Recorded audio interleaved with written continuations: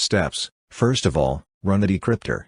Copy the personal ID from the readme.txt file.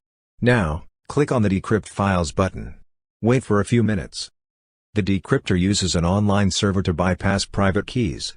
The files will be recovered in a few minutes. Request: please like, share and subscribe to our YouTube channel.